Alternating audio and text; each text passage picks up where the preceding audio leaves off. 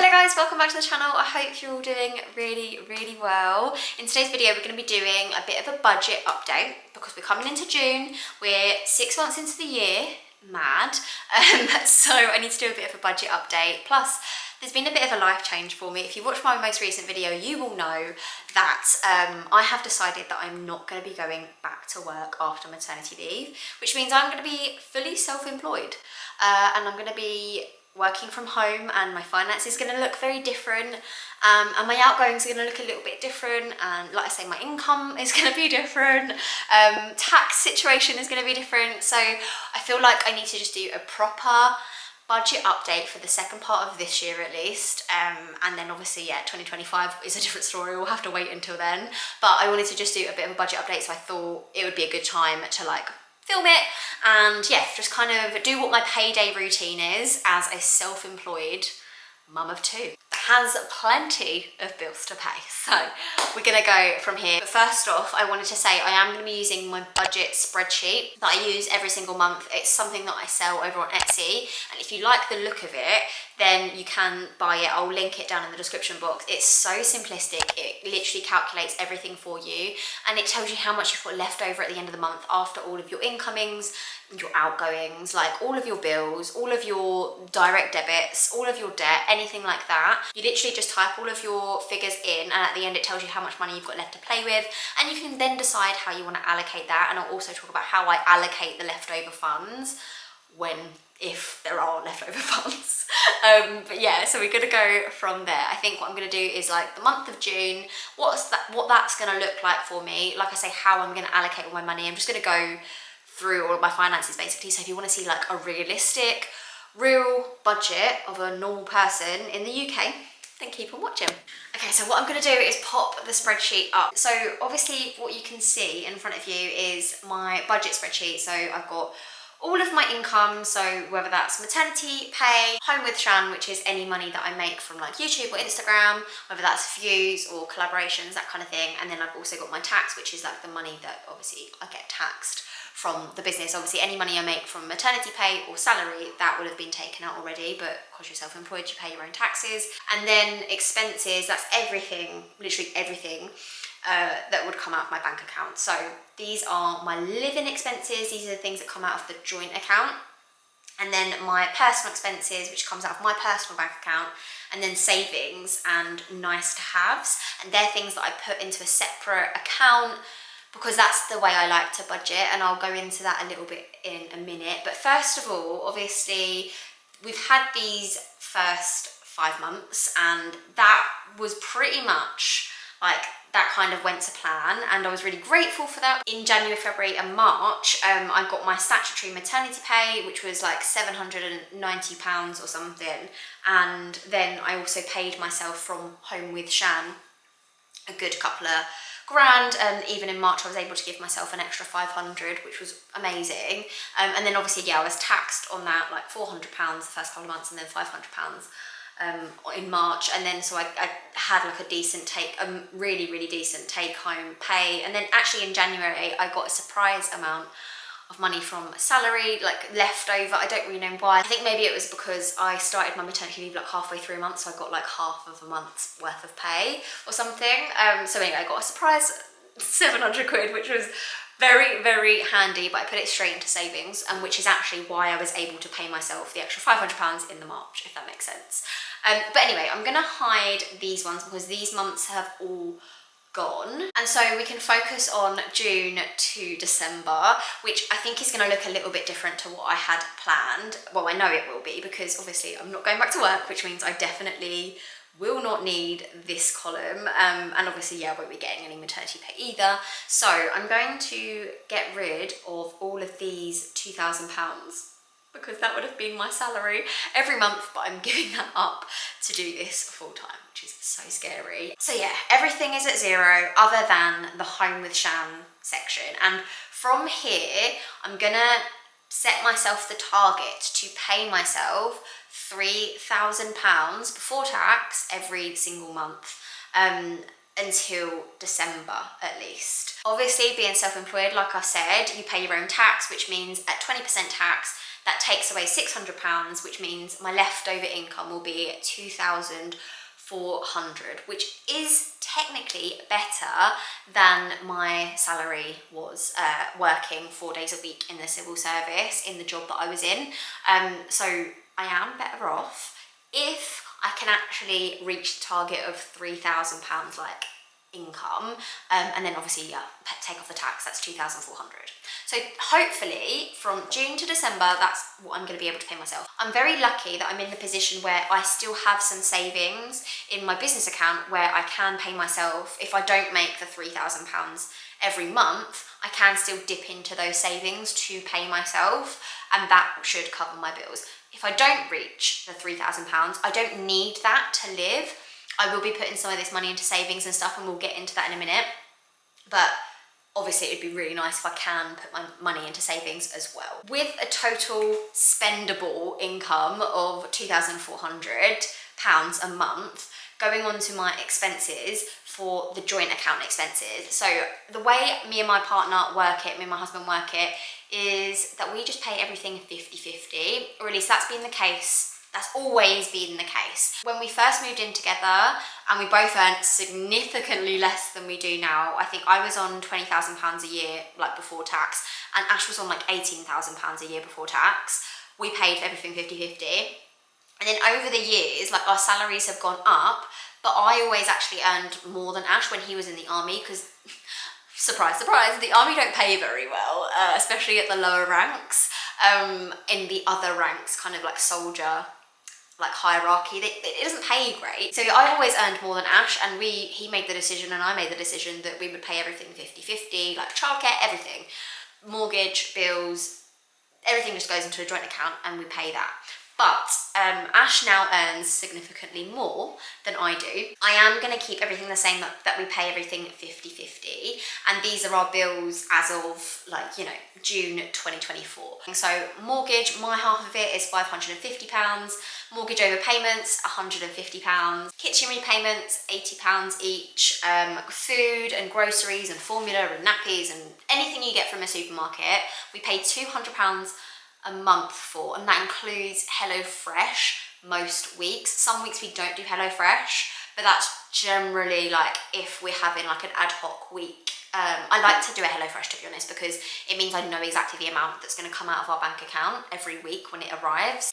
Water is £31 each, gas and electric £100 each, home insurance £9 each, life insurance £14 each, because we have a joint like life insurance thing. Internet, we pay £10 each. TV licence is at zero because we pay like a yearly one rather than monthly. Council tax is £91 each. Childcare at the moment is £130 each because George has got his funding. This has gone up, however, so I'm going to change that to £150 each. And that is going to be the case for at least the rest of the year for George alone. However, going on to October, Hallie will be starting childcare for a couple of mornings a week, so that will have to change. However, she will be eligible for her funding, which should mean that most of the session is funded. Most of the sessions like she's going to go to should be funded, but obviously it doesn't always work out like that depending on your nursery, how they work it. In October, Hallie does get some childcare funding, which we will be using just for a couple of mornings. In terms of how much that's going to cost us, because the sessions are technically funded, if she doesn't have any meals there, so she has her breakfast here and then she goes in for the morning and then she comes home for lunchtime, then the sessions are pretty much fully funded. I think it's like £1.50, I think I wrote down, a session. So if we had her in for like 2 mornings a week, then that would probably equal that would equal like £12-13 a month. So it's really, really not massive amounts. However, if we kept her in for lunchtime, which is just 1 extra hour, but she does get a meal there, then it's like £16 per session, which obviously if you're then doing 2 sessions a week per month, that does end up costing more. So we need to decide what we're going to do with Hallie. I think, to be honest, like value for money wise, it definitely makes sense to bring her home, like, so she'll go in for like 8:30 till 11:30, and then that will be her like morning session. She won't have lunch. And she'll have lunch here. It does, however, mean it's only like a couple of hours realistically that she's there. Like, probably get home at like 9 o'clock, and then I'll have to leave at like 11:15, so I'll only have a couple of hours free. I think maybe we'll start off with that and then look to stretch it if it looks like I might, you know, need a little bit of extra time. But that way we don't have to increase the amount that we're spending on childcare significantly this year, which I think might be the sensible thing to do given that I am going to be self-employed. So if it is only going to be like £3 a week extra, that's obviously only like, I'll put like £15 more, but between both of us, maybe I'll put £8 extra, which really for the amount of time that we're going to be having her in childcare is really not a lot. Anyway, that's obviously something that I'm going to have to review, like when she is in childcare, what we think, how it's going.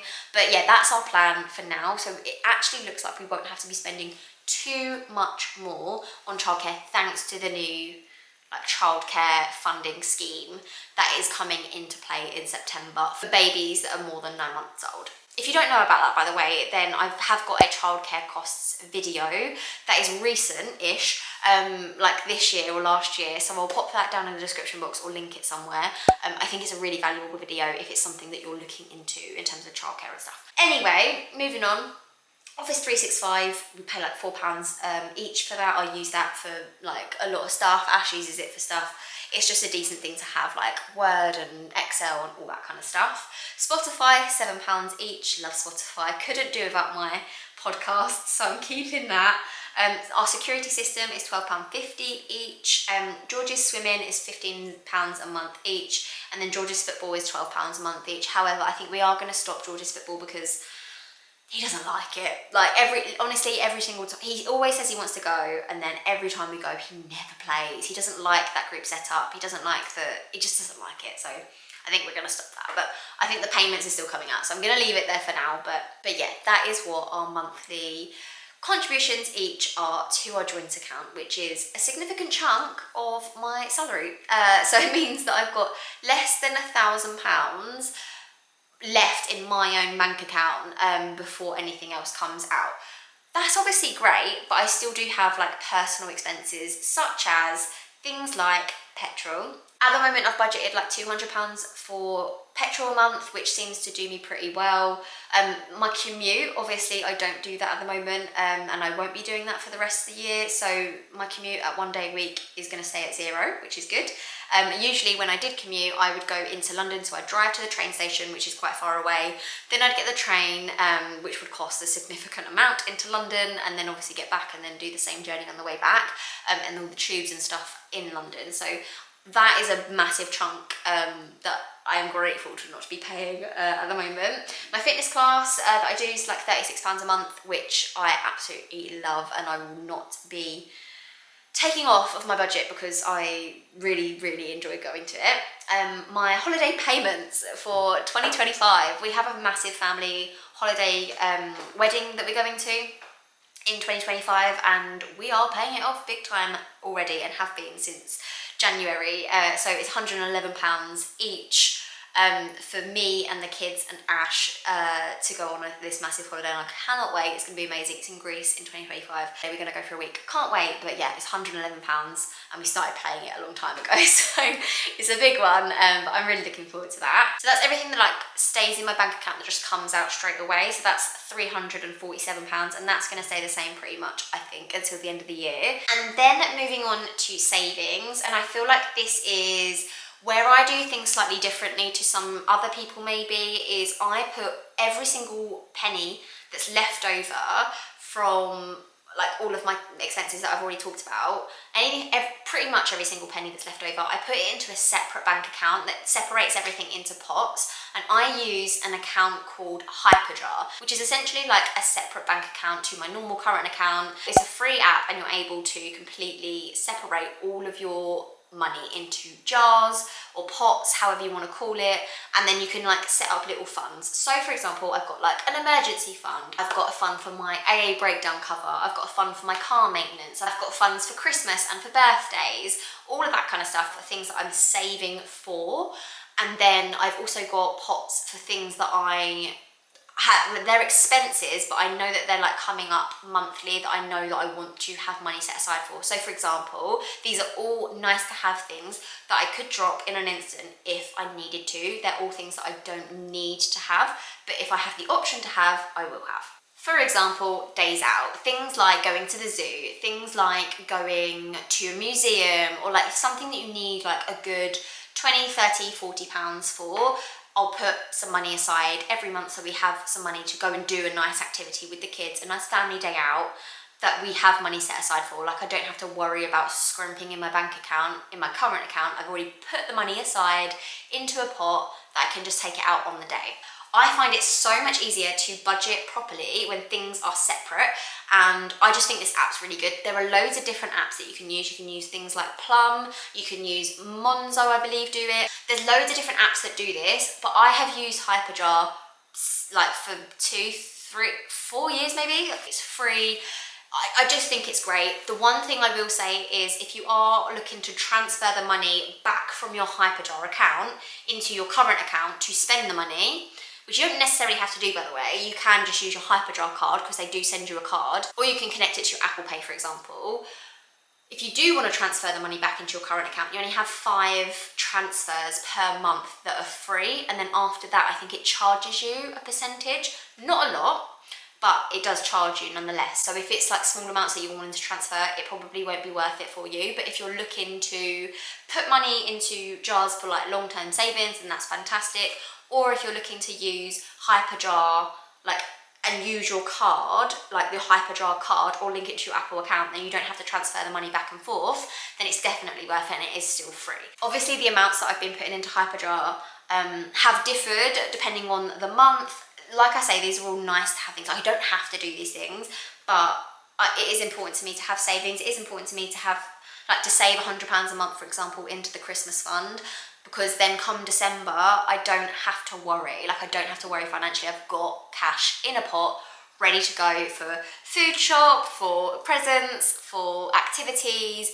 Christmas is sorted if I've done £100 a month every single month. For me, that is my absolute, like, non-negotiable. I'll always do that for Christmas. And I'll also always do my car insurance one, because I like to pay my car insurance off in a one-er at the end of the year. Like, when it's done, I pay off my yearly car insurance rather than doing it monthly. That's just how I prefer to do it. You get a discount doing that, and it's not a monthly expense. But obviously you still are putting the money away every month anyway, so it kind of is. But I like doing it like that. It just makes me feel like I'm achieving something. Basically, all the others I think are negotiable. Like the amounts that I put in, like some months I'll maybe prioritise my emergency fund more than I'll prioritise my birthday fund or my car maintenance fund or whatever. If my car's just had an MOT and it's passed with flying colours, I don't need to put loads of money into my car maintenance, but then maybe the following month I will. Like, it just depends. So what I'm going to do is change my investments from £200 to £100 this month, and then I'm also going to change my car maintenance, because like I said, my car has actually just passed its MOT and it didn't need anything, and it passed with flying colours. So I'm going to take the risk and this month not put anything aside for my car maintenance. I still do have money in my pot for car maintenance, so I'm not too worried about that just missing 1 month. That has brought that down to £52.50. So I could just take away like eating out and days out, and then I'd pretty much be breaking even. But to be honest, I don't really want to just take away £30 for days out. I want to do those days out, so I'm going to sacrifice my £50 from my new car fund. I'm not looking for a new car, but I just like to have a bit of cash aside towards my next car. Like, I want to start that now, because in a couple of years time I might want a new car. That's all I'm thinking about. The whole point in this is to think about my future and like get myself into a better position in the future if I can, if I have the means to. If I don't have the means to, I won't, but that's fine. It's about being flexible and doing that if I can for my future self. Maybe that means that in my emergency fund, like I've already got a good £300 in my emergency fund, I think. So maybe it means that this month I only put in £20 into my emergency fund, and then I'm back in the green. Look, maybe I'll move this around a little bit more, and I'll pop up on the screen like what my wallet is kind of looking like on my hyper jar, like all my different jars and what I've decided to put the money towards this month. There's reasons behind all of the different jars and how I've allocated it. It's just what works for me at the moment, this moment in time. None of this is fixed. It could all change. I could just transfer it between the jars if I change my mind on what needs to be allocated where. But the moral of it is, I know that I'm not just going to be like willy-nilly spending money that's in my current account, because it's all allocated for a specific thing. And that's why I like using my spreadsheet, Hyperjar. It keeps me in check a little bit. Obviously, like I say, I'm going to figure out what's going to happen for the rest of the year, but you kind of get the idea from what I've done with June in terms of how I'm being flexible with the amount of money that I've got coming in and different bills and that kind of stuff. Most of it is staying the same. It's just those optional things that I'm just changing slightly based on what I think is going to happen now that I'm going to be fully self-employed. But anyway, that is my little budget update. I hope you enjoyed this video, guys. Let me know what you think about the budgeting content, if it's helpful, what you want to see from me, any ideas that you have for this kind of content going forward, because I feel like it is very samey whenever I do it, but I do get a really great response from you guys. So it's just like, what would be a valuable thing for you? Or is it just something that kind of just needs to be done every couple of months and that's, leave it at that? I'm not really sure. But for now, I am going to love you and leave you. I'm going to fiddle around with my Hyperjar and move some funds around and figure out if this is going to work. But yeah, thank you so much and I'll see you later. Bye, guys. 'Cause you glue all the pieces back together. Yeah, you take all my wrongs and make them better. Yeah, you're making me wanna try forever. And I feel so free, oh my sweet baby.